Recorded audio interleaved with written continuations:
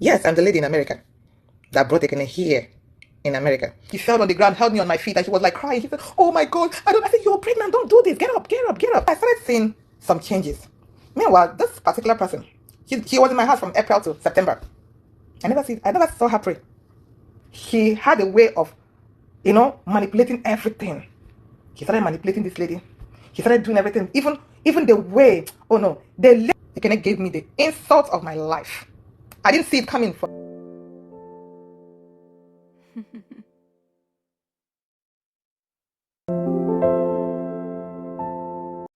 Hello my Gstars, welcome back to my channel.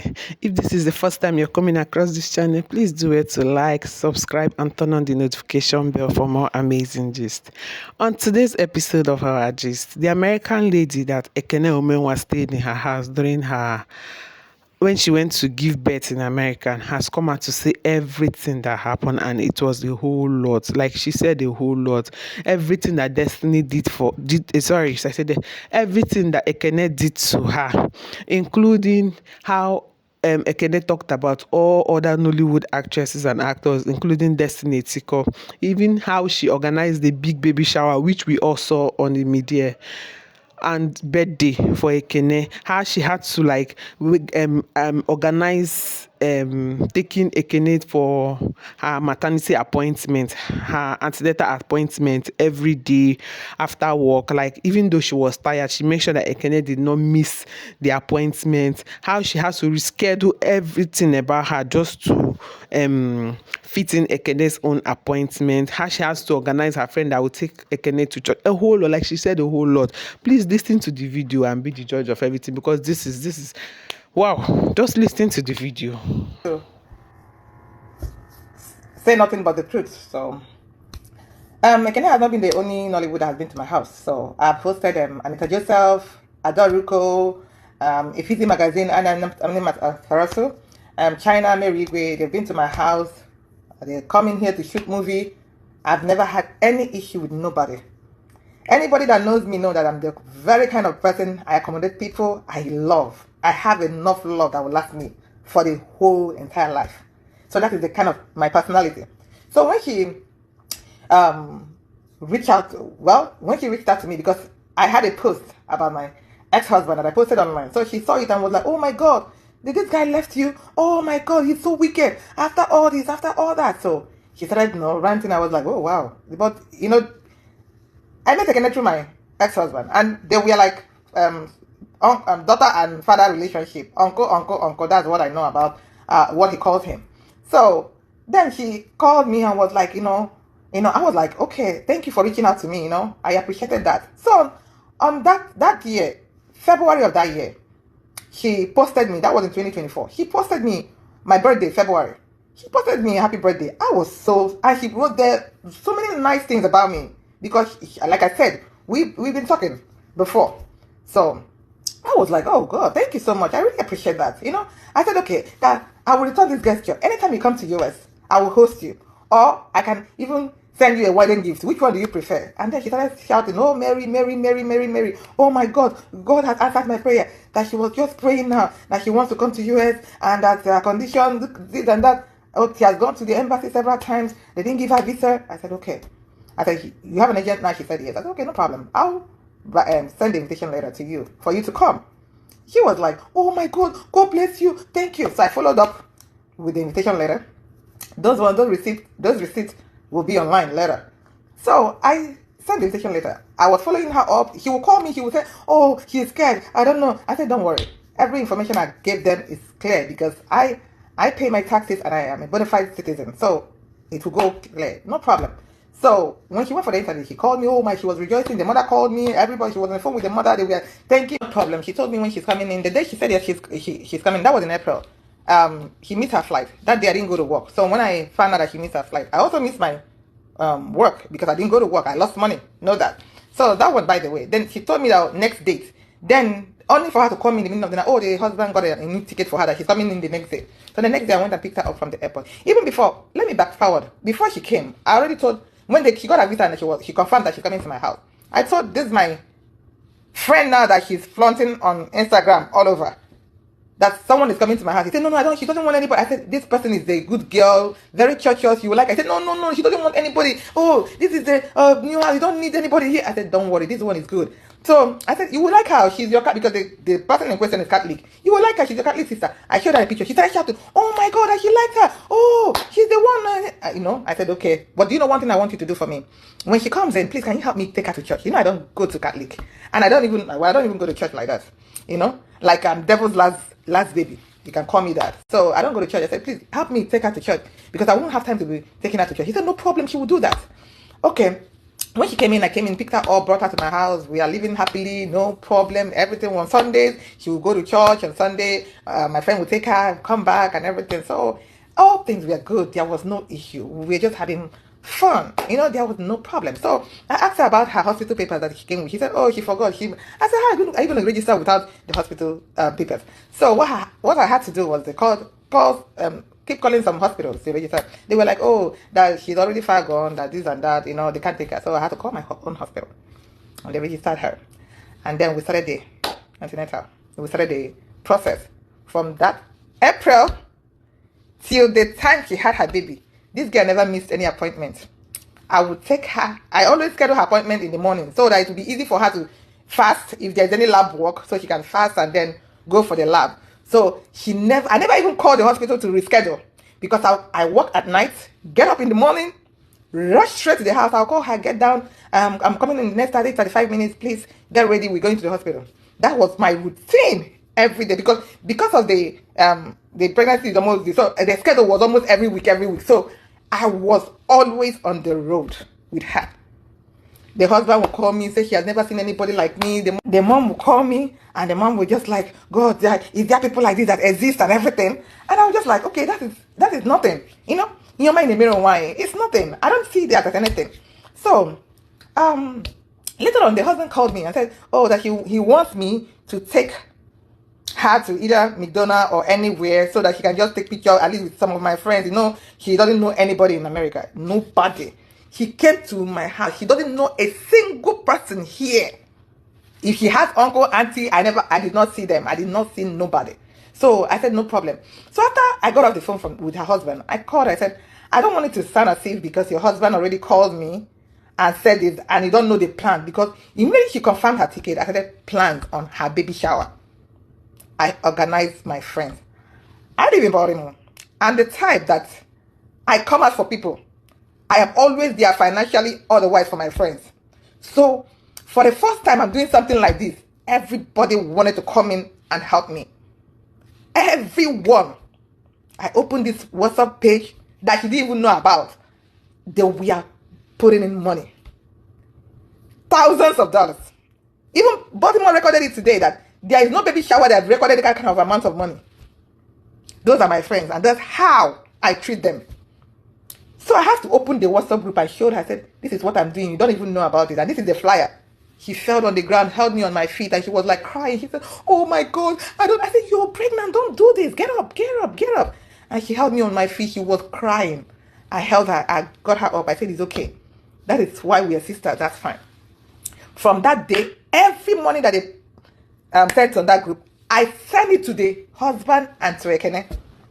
That was how transparent I was. The husband had a copy of that money. Ekene had a copy. I didn't put Ekene's name on that.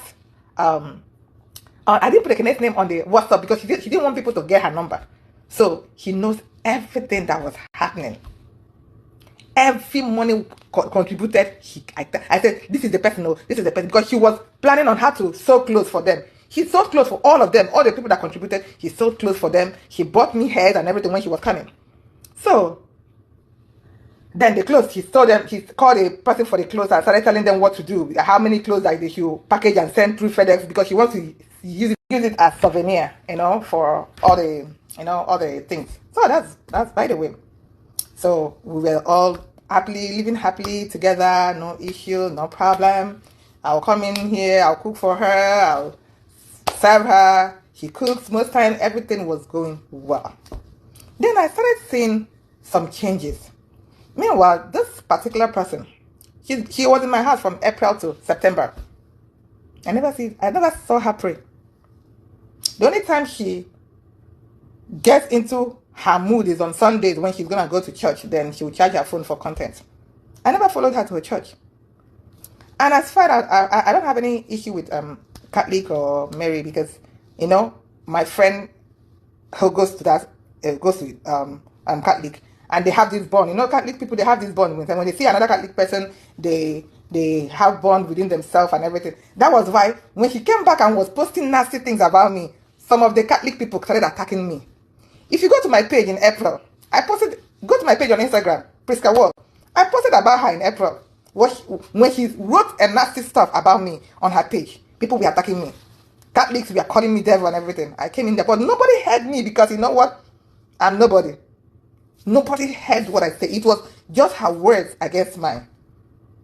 Okay, let's leave that for now. Let me still back forward. So she was going to her church, doing her content, come back, post it and everything. So I started feeling that something is not right. She would go to my so-called friend's house. He would stay there overnight. I said, why are you coming back? Oh, that she needs someone to talk to. That at home, my dad and my daughter doesn't talk. Nobody, she's lonely and I'm always at work and everything. I said, okay, do you want me to reschedule my schedule so that I can just be staying home with you? She said, no, it's okay. But when I come back home, we still have gist. In the morning, we'll talk. She would gist and everything, we'll talk. So I was like, okay. I didn't see anything wrong in her staying with my friend because I already told my friend, please help out. And she was doing everything. My friend will buy groceries. She will buy a whole lot of stuff. She will stock the house. Okay. She did a lot too, because I will not come in here and bash anyone, but I'm just saying my truth. So at the baby shower, after the baby shower was great. That was the best baby shower ever. They sprayed her lots and lots of money. When we came back from that baby shower, I took the whole money and gave her. He was like, oh, sister, no, sister, no, I don't want you. Please take the money. You did everything for me. No. I said, no, Ekene. That was the money split for you. That is it. Later on, we are going to arrange the one on WhatsApp, go through the ones on WhatsApp, and we'll use it because you're going to do baby christening when the baby comes in. Then the remaining one, you take it home. Because I don't want to call my friends again to come and start contributing money. We arrange on that. She said, no problem, sis, no problem. Oh, I don't even want to go into that WhatsApp. I said, no. Anyone that comes in, just look at it. So she told me about this particular lady that is coming to help her with the baby. I don't want to call her name out because she's an elderly woman. So for that respect, let me just leave her out of this. Like I said, my focus is only on Ekene and I'm not going to call any relevant names. So she told me that the said lady is coming. I went pick up the said lady, bought the ticket. Someone helped me, bought the ticket for her. I went to the airport, picked up this lady. Came, the lady was like, where is she? I said, oh, she's in my friend's house. What is she doing in my friend's house? I said, no. She likes staying there because, I work a lot and everything. The lady said, okay, let's go and get her up. So we went there and picked her, came into and when we picked her, we were going home. And we were driving into my house. The lady was like, what are you doing in that ghetto place? And you left a place like this. I was like, I need someone to talk to her because I don't know what was going on. Because at a point, she has started changing. She would go to my friend's house, she would stay 2 days, 3 days, and then she'll come back. And I was like, I don't know what is going on. I'll call her. I said, I don't know. You're not coming back today. Oh, sis, it's okay. Let me just relax here. And when I come to my friend's place to pick her up, my friend is even giving me another attitude. I was like, hey, what is going on? And I said, if there's anything, my friend should tell me because this is someone I've been with for 5 years. So I was okay. No problem. So when the woman came in and talked, I said, well, we're not going anywhere. You have to stay here. Since I'm here now, everything, So at the end of the day, she had a way of, manipulating everything. She started manipulating this lady. She started doing everything. Even the way, the lady all of a sudden wanted to go to the same place that he doesn't want that is ghetto. I was like, something is wrong. And I told her, I said, I don't know what is going on. Is everything okay? She said, oh, sis, oh no, what do you want to eat? Let me make it for you. Oh, sis. And she was very nice. She was very nice. So I said, okay, let me stop. On her birthday, it's still on my page. Ekene came into my house around April ending. As of September 1st, she was still with me. Just count the months. I nurtured her. I took care of her and the baby. There was no single argument. There was not even raising an eyebrow. Nothing. It was pleasant. Nothing at all.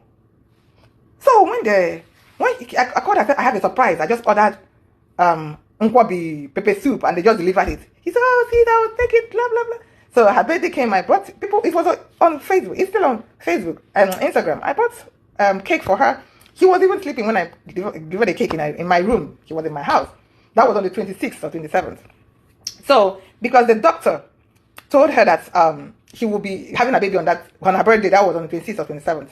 So he didn't get it, he wasn't contracting nothing. So the doctor then moved it to on Sunday. Sunday was either the 1st September or what, said, okay, on Sunday, he's going to induce her for the baby, either September 2nd. That's fine. So I told her, she said, oh, see, she wants to tell me something. I said, what is it? She said she wants to go to church and stay. I said, why? Why do you want to go to church and stay? He said, because this baby is not coming, I just want to go pray. I said, no, this is not Nigeria where you go to church and nobody, churches, priests and pastors, they work. So churches are not like Nigerian churches where everybody will just lock up, open church, everybody come in. No, we look at everybody go to work and go for their daily bread. I said, no. And moreover, when you came in here, you told them that you're coming to my house. So you are my responsibility. I won't allow you to go anywhere.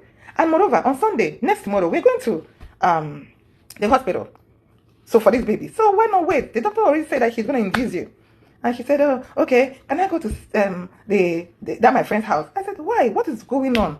Why are you running away from here? Did I do anything to you? She said, no, you've been so nice. I can't even ask for a better. Oh my gosh. I said, okay, so what is going on? He said she just want to stay there in case she started having contraction, that someone will take her to the hospital. I said, even if you start having contraction and they call 911, you're not going to have your baby here until they get you to the hospital.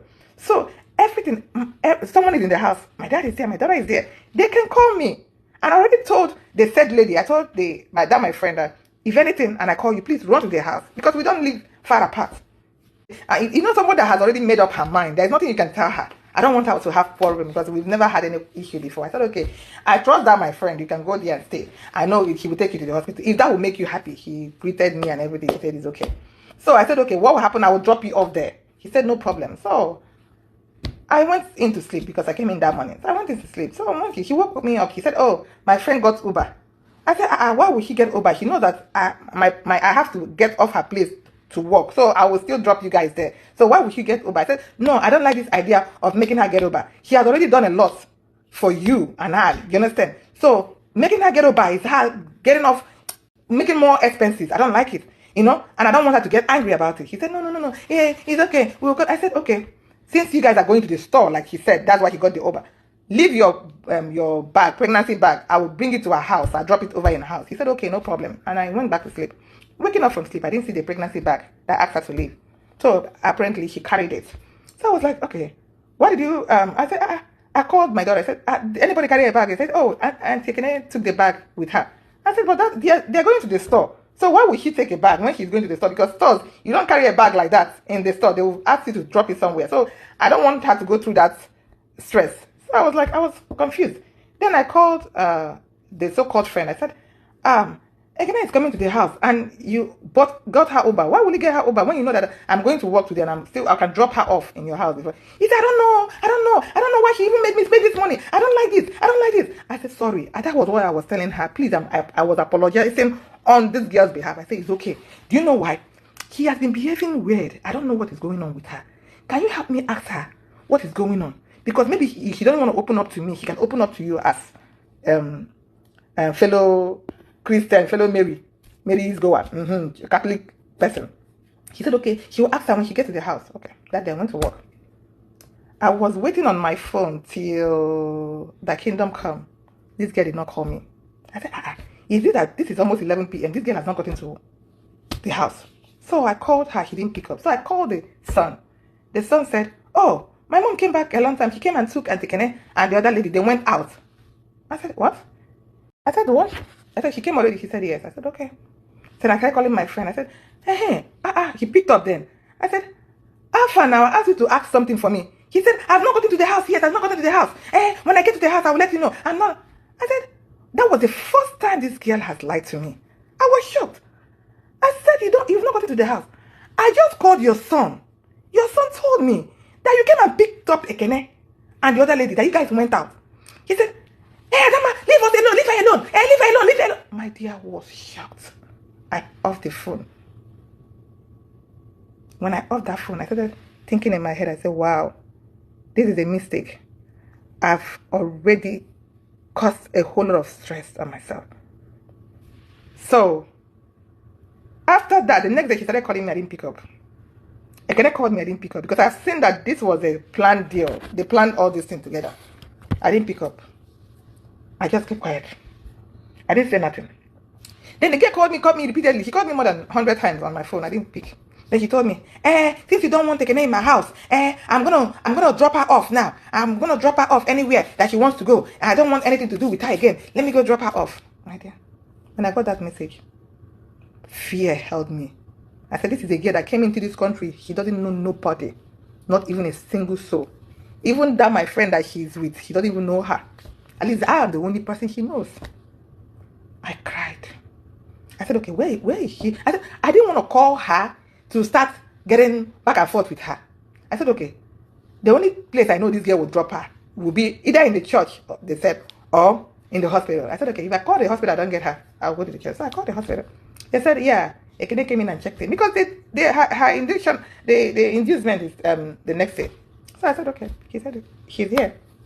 So I said, okay, transfer the phone to me. They transferred the phone to Ekene. Ekene gave me the insult of my life. I didn't see it coming from nowhere. He said, why am I bothering her? That my friend. Why am I bothering her? I should leave her alone. I'm bothering her. Blah, blah, blah, blah, blah, blah. I said, that is not why I called you. You're in the hospital, right? He said, yeah, I'm in the hospital. I said, okay, I'm coming over because I want to be there and make sure that they take the right decision on you. He said, no, I have someone here already. I said, the person you are with is not in the medical field. There is no way he can take decision on your behalf. I have been following up with your condition from day one. When I say condition, I mean condition. I'm not going to go into details because of HIPAA violation and everything. With her condition from day one till the time of this baby coming in, and you don't want me to be there. You want to take my suffering, my glory to someone else? I said, okay, if that's what she wants, I left it. So I called the husband and I called the mother. I said, this is what is going on. The mother, like because famous said, the mother is a good woman. Leave everything, but at the end of the day, you still protect your child. The mother was crying. He said, I didn't even hear her talk about that you guys have problems. I didn't even hear her say that you even blink an eye. Why all this? That she doesn't know nothing. What I'm telling her is nothing to her. I have to go and look for her daughter. I have to go and be there. Then you have to go there. Well, when my daughter came to America, she told me that she's coming to you. You are the only one I know. The husband was like, I'll fix this. It's okay, I'll fix this. Then like the mother said, I got up. Instagram, Facebookers, I got up. I said, okay. I apologized to the mother. I said, it's okay, Mama. I'll go. I got up, dressed, went to the hospital. When I got, because the place for her delivery is different from the clinic that I normally take her to. So this is a big building with so many security and everything. So I got there. I told them, gave them my name. I told them I'm here to see so and so person. Okay. They asked me for my ID. I gave them my ID. They said, no. There's a flag on you. I said, what flag? That I'm a danger to the mother and child. So I'm restricted from seeing them. Did you hear what I said? They had a flag on me that I am in danger. I am a threat to the mother and child. I am restricted from seeing her. I was shocked. I held myself from collapsing.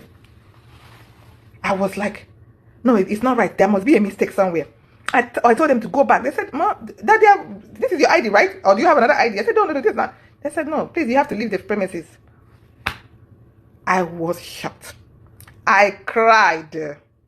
I cried. I had a friend on the phone. He was like, what did I hear now? I said, you heard right. He said, what did I hear now? Oh, no, this is crazy. And you should know that can mess up my license. What did I do to Ekene to want to tarnish my image like that? What did I do to you? That you had to go for my means of livelihood? What exactly? You tell the whole world what I did to you.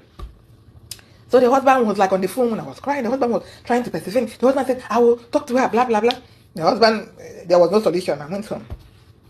I cried. I called some of my friends. They were like, all these friends that she called now. So when all my friends heard that, they were like, isn't all this person? They were so mad, so angry. I was like, telling them. And all of them, oh, they are going to mess up that my friend. They're going to do this to that my friend. He's the one architect of this. I said, I don't think she's in the hospital because she told me she dropped her. So she might not be there. They say she's wicked, blah, blah, blah. At the end of the day, I got a message from Ekene. Oh, sis, I've given birth. Because apparently the mom and everybody called her. Oh, the baby looks like you. Can you come in? I don't know what they said. I didn't put any restriction on you. Please come in. I don't ignore her. Because at that time, Ekene gave birth. My best friend in Canada died. So it was like a heavy blow. Boom! On me. I was almost dead. So when I remember my friend in Canada, that's even the one that makes me emotional. You know? So that's, by the way. Okay. The mother called me. I was at work that day. The mother called me. Oh, I don't know what what happened. I don't care to know what happened. But what I want to tell you is that you are going to go to the hospital, take Ekene and the baby and bring them home. That is my child. That is my grandchild.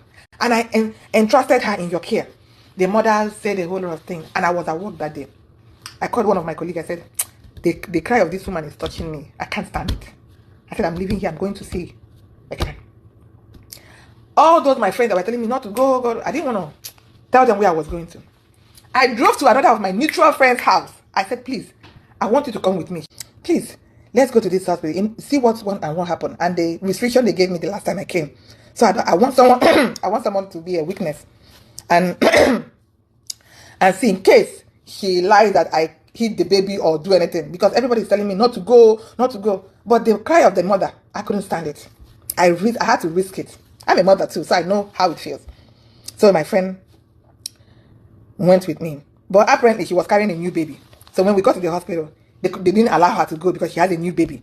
I said, okay, since you can't go, let me record this. Just be on the phone. Don't off your phone. You'll be hearing every conversation, every recording. So that when anything happened, you are my witness. She said, okay. When I got to the room, Ekene saw me, hugged me, sister, no. And she started crying. I cried too. She said, she wanted to give me the baby. I said, no, I don't know. He said, no, please carry the baby. I carried the baby. I heard it. I said, my phone is on. I have a friend downstairs. Didn't allow her to come in. But, because of the restriction that gave me, I had to protect myself. I'm talking about my license here. She said, oh, no, I don't know what happened. I don't know this. I don't know that.